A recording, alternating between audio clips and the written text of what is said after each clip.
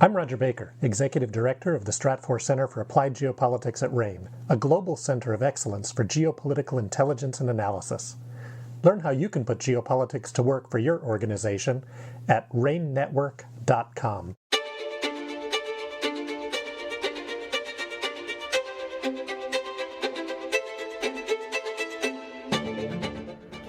Hello and welcome to this episode of RANE's Essential Geopolitics podcast.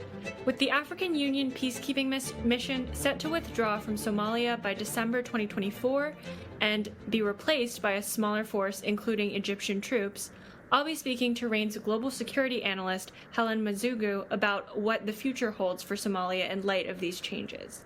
Hi Hellen, how are you doing? Hi there, I'm good. How are you? I'm good, thanks. So as the threat of al-Shabaab has persisted for nearly 3 decades, the question remains whether the country is ready to navigate the next phase of another attempt at stability and security. Can you start off by explaining what the current situation is in the country? So Al-Shabaab is an Al-Qaeda affiliated group that is looking to establish an Islamic state in Somalia and other parts of the Horn of Africa where it carries out attacks.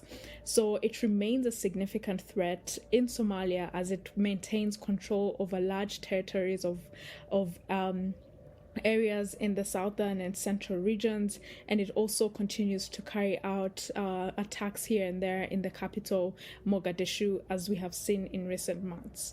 So the group continues to conduct high-profile attacks, including bombings and assaults on government and military targets. And while Somali government forces, with the support of the African Union troops under ATMIS and international partners, have made some gains against al-Shabaab, the group continues to retain substantial influence, especially in rural areas, and it continues to challenge the effort of stabilizing the country. So why has al-Shabaab succeeded for this long, almost 30 years? Can you give us some insight into, I guess, any patterns that are leading to their success, for lack of a better word?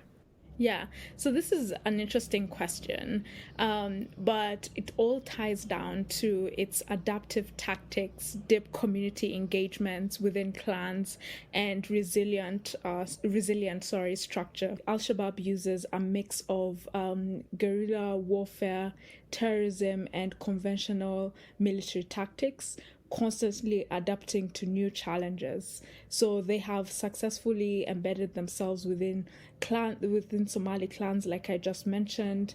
They mediate disputes and provide services in areas that have been neglected by the government, and it helps them which helps them maintain local support.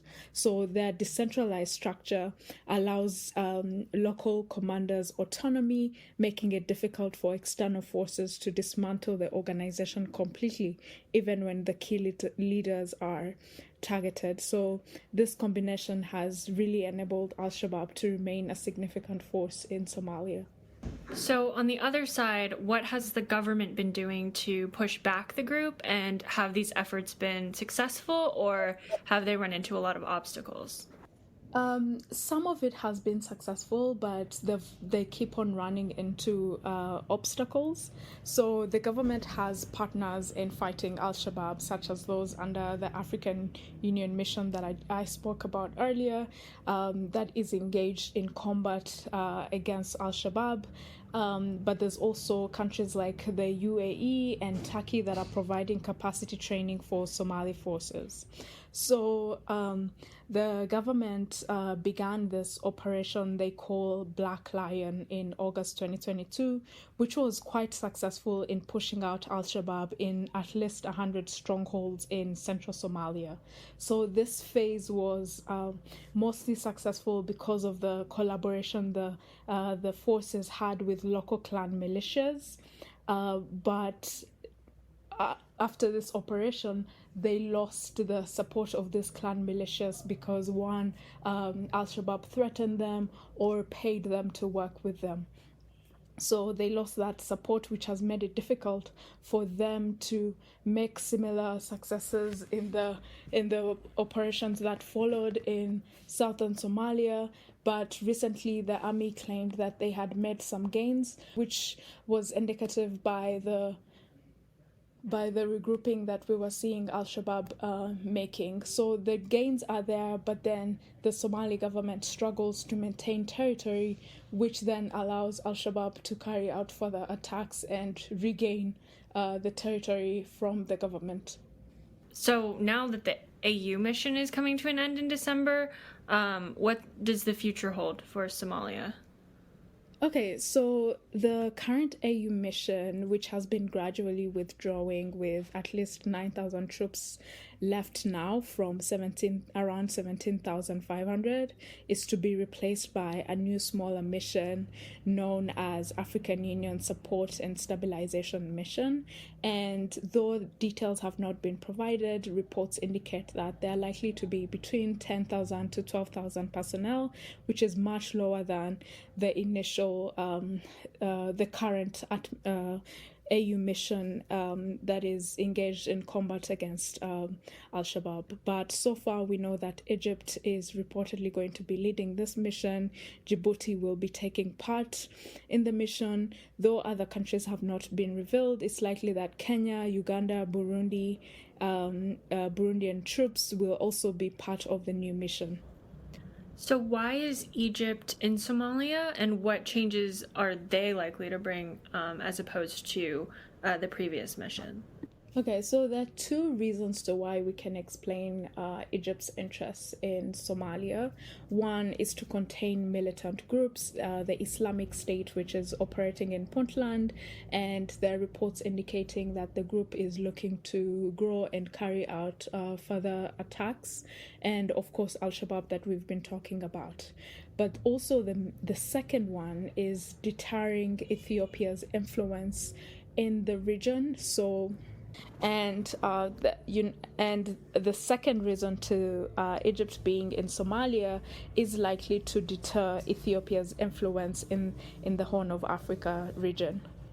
And can you explain why Ethiopia's influence is involved in all of this?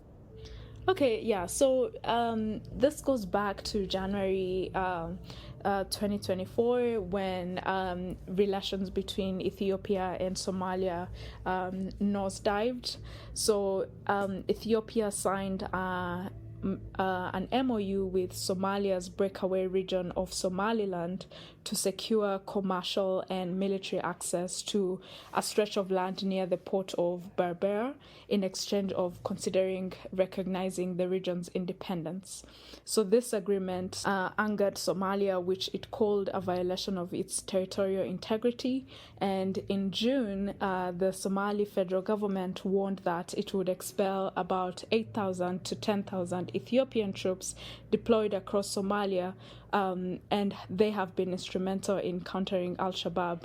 And they said that they would expel them if Ethiopia did not scrap the agreement with Somaliland. So what does Somalia's future look like in the long term? So for the next 5 to 10 years, if you could, I know it's hard to guess right now, but if you could share some insights based on your observations and the team's analysis on what the future will. So this is a difficult question, of course, given the factors that we've just spoken about. But Somalia's future in the next 5 to 10 years will likely be shaped by several factors. The ongoing conflict with Al-Shabaab, regional instability could continue to hinder development and governance. However, if the federal government can strengthen its institutions and secure international support, there might be gradual improvements in security and economic conditions. So, efforts towards political reconciliation and anti-corruption measures could enhance the stability, though progress may be uneven. But the potential for economic growth exists, particularly if there's increased investment in infrastructure and resource management. So overall, Somalia faces a challenging but potentially transformative decade ahead. Well, thank you so much for sharing all your thoughts, Helen. I look forward to hopefully speaking with you about this again as we learn more or exploring some new topics. But in the meantime, thank you. Thank you. For more risk insights and analyses, visit ranenetwork.com, where you can learn more about our suite of risk intelligence products and solutions. That's RANE network.com. Thanks for listening.